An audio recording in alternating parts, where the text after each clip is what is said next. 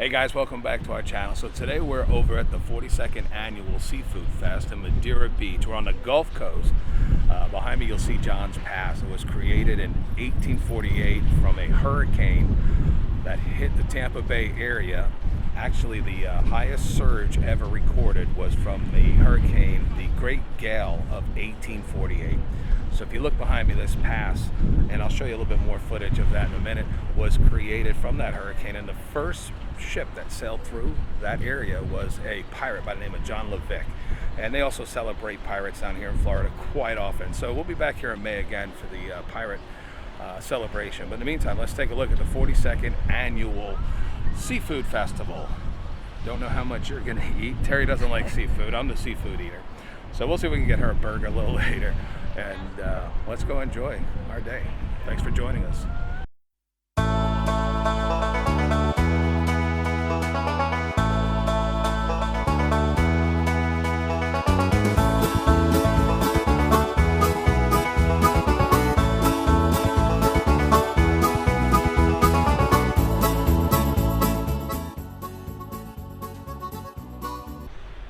That is John's Pass from Madeira Beach, and across that bridge on that side is Treasure Island. So this is all in St. Pete. Again, we're on the west coast of Florida today, and we are going to go check out this amazing seafood festival. Cruise is up on the third floor. Dolphin Watch cruise ships, 90 minutes. Run right into it.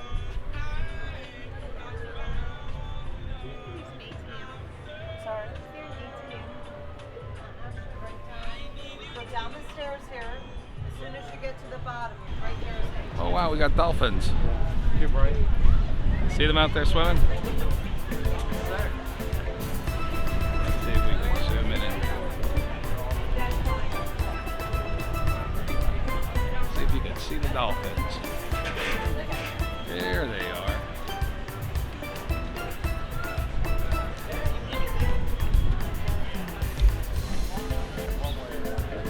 You can even take pirate tours out here.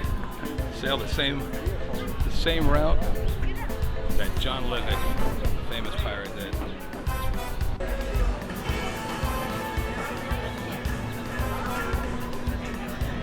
Check it out, the Royal Conquest. We're gonna have to take Vinny back here and take him on the pirate ship. Ultimate Focus, Diego Bay. This is the Pirate Club. Very special objects.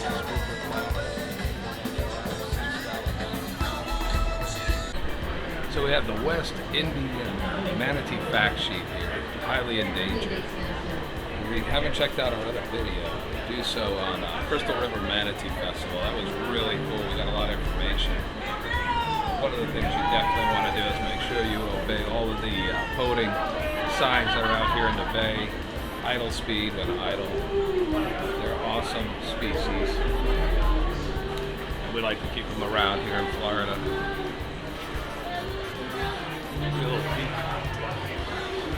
Now these are cool little party barges. You can go ahead and rent one of these with your own bartender and go around Boca Ciega. Oh, they got a pelican back there eating some fish.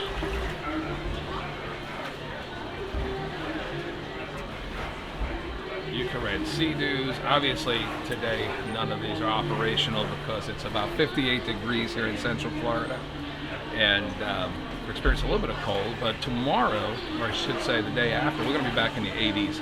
So everything here will be popping. You'll have people out all over Boca Ciega doing the parasailing, doing jet skis. Even though the Gulf is probably, I don't know, probably in the 60s as far as the temperature is concerned. But we will get tourists out here having fun as soon as we hit this 80-degree weather that's coming.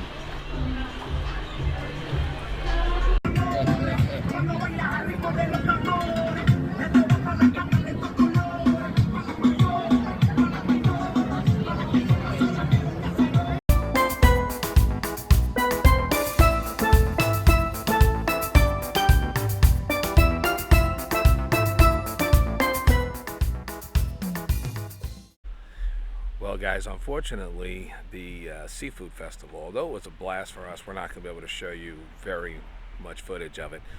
Everywhere you look, there was bands and stages with music playing that had royalties and copyright material. So we decided we're going to come about 15-20 minutes south and show you what Fort DeSoto Park looks like.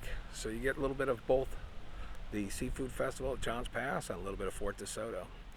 All right, ready to take us on a tour, Terry? Absolutely. All right, let's get the skinny on Fort DeSoto batteries and military posts. So after the United States entry into the Spanish-American War, Tampa citizens demanded an increase in coastal defenses. In November of 1898, construction began of a new military post on Mullet Key, Fort DeSoto, where we're standing now. Named in 1900, featured 29 post buildings including barracks, hospital, stable, guardhouse, administration offices, mess hall, kitchen, bakehouse, storehouse, and workshops. 2 mortar batteries defended the fort. The primary one, Battery Laidley, housed 8 12-inch M1890 MI mortars with a range of 1.2 to 6.8 miles. That goes a pretty far distance. The secondary one, Battery Bigelow, held only 2 3-inch 15-pound Drake Seabury model 1898 rapid fire guns. These guns were needed to stop smaller, faster vessels. Oh wow. So, and to protect them at least for 1.25 miles in the area surrounding the fort. Snow Lately remain, and they are only mortars of their kind in North America. The only other one in the world are in the Philippines. Battery Bigelow collapsed into the Gulf of Mexico, but its ruins can be seen in the surf southwest of the battery. Fort DeSoto Battery's military post were listed on the National Register of Historic Places in 1977. Oh wow.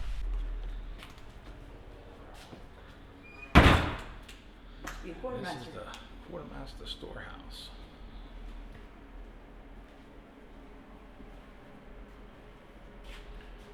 As you walk through this reconstruction of the original small storehouse devoted to keeping provisions for the troops here at the fort, you'll experience what it was like to live and work here in Mullet Key. 2,000 years ago, when these three animals wandered through the island of the Great Spanish-American War Frenzy. Cool.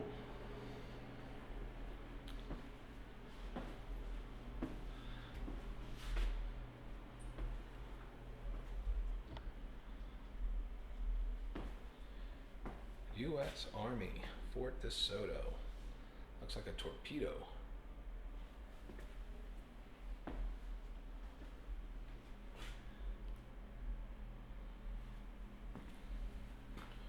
This has some of the old provisions that they have. Old forks and spoons. Fields of Fire, circa 1912. Kind of give you an idea of the fort.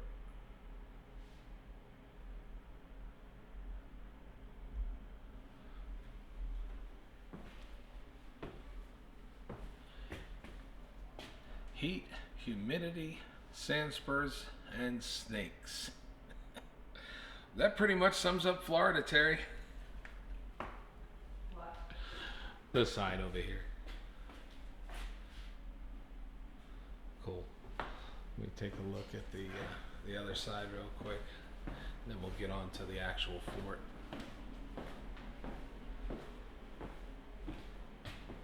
Spanish-American War. I guess this played an integral part, definitely. Lasted April until December in 1898.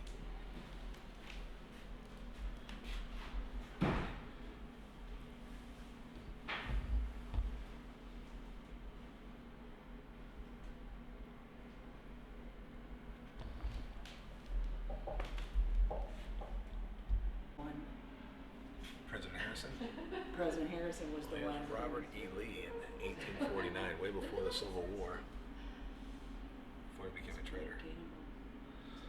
Civil War, wow. That's something. Ooh. 1861 to 65, I know. Ask John for specific dates.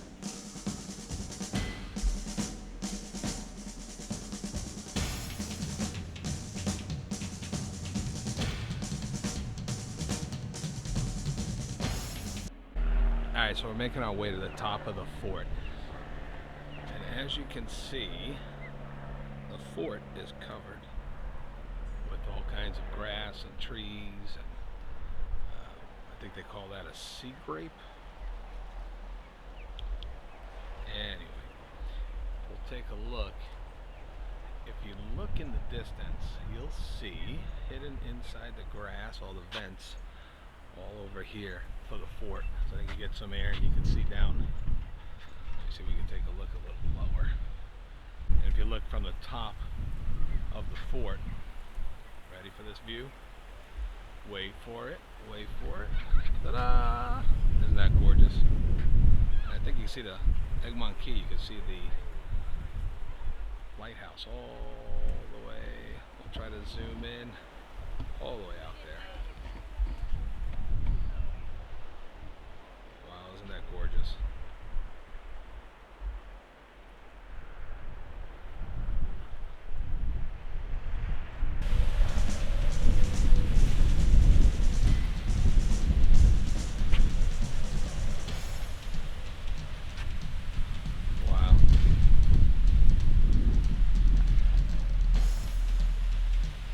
So here's the actual entrance to the fort. Fort de Soto. Now, unlike the fort we saw the other day in St. Augustine, that was made out of coquina. This looks more like just a more of a concrete mortar. I guess this one was built in the 1800s. We'll get you some more information on that. And it goes throughout the whole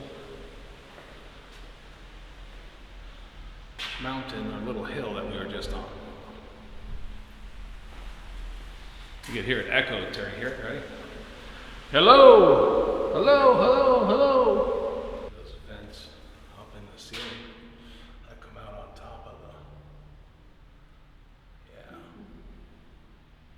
Well, they definitely were hidden out here.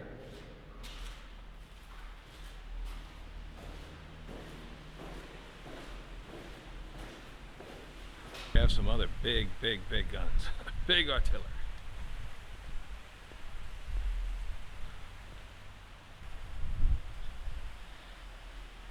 Now that must weigh a ton.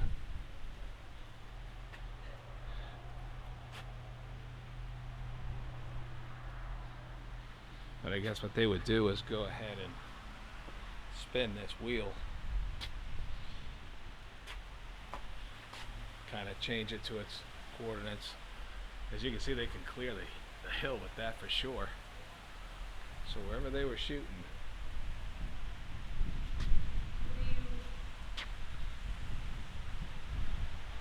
So these were all Civil War era.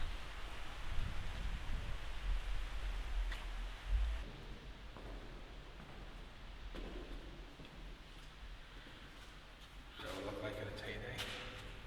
It's native. Seminole Indians.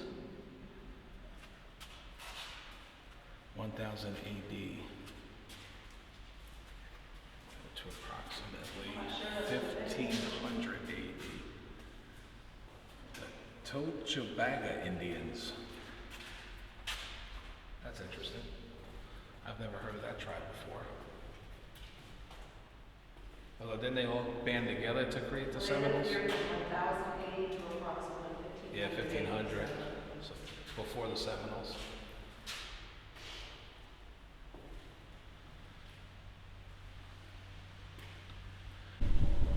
Department of the Army, Headquarters, New York, Command of Fort Hamilton, Brooklyn, New York.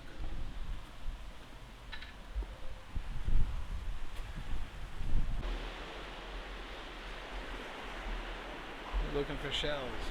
Look how white the sands are over here. Like powder.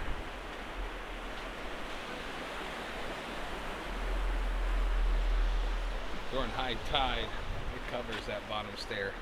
So this is a good way to walk right into the water.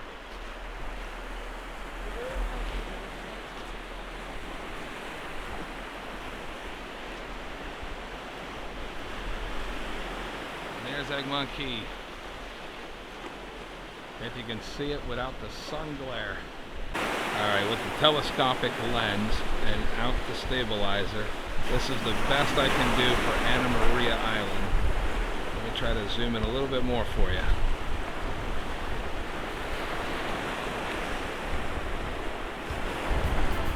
And that is right to the southwest of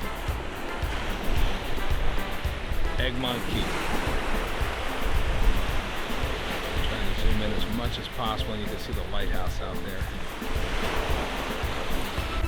Please help protect our shorebirds. No fishing within restricted areas. Red painted lines August 1st through March 31st. Fishing allowed in restricted areas April 1st through July 31st on the red areas. Alright, so you can't fish on the right side of the pier, but you can fish on the left side during those months. So we were just talking, Terry and I, about a few interesting facts about Florida when we were on our way over here. Florida has 1,300 miles of shoreline, which is like, I guess you would say the limit, right? But then when you take all the actual coastal line of every barrier island, every what do you call that? Inlet. The inlet, the waterways, the Bays. intercoastal ways. You're over 8,000 miles of actual shoreline. That's insane. That's awesome.